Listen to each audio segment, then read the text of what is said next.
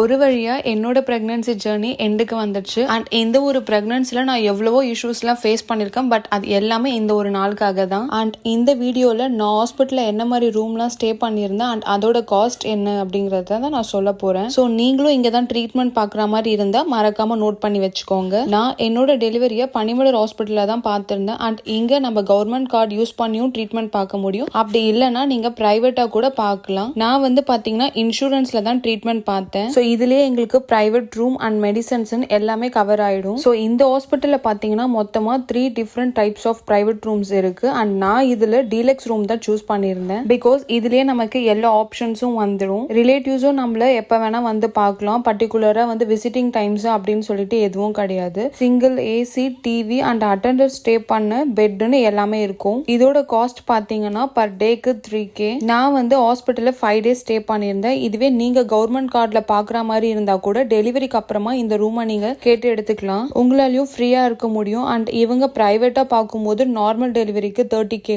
And C செக்ஷனுக்கு 42K வந்து charges பண்றாங்க. ஸோ நீங்களும் இங்க ட்ரீட்மெண்ட் பாக்குற மாதிரி இருந்தா மறக்காம இந்த ரூம்ஸ் எல்லாம் செக் பண்ணி பாருங்க. அண்ட் என்னோட டெலிவரி எக்ஸ்பீரியன்ஸ் எப்படி இருந்துச்சுன்னா நெக்ஸ்ட் வீடியோல சொல்றேன். ஸோ இந்த வீடியோ பிடிச்சிருந்துச்சுன்னா லைக் பண்ணிக்கோங்க அண்ட் மறக்காம என்ன ஃபாலோ அண்ட் சப்ஸ்கிரைப் பண்ணிக்கோங்க. பாய்.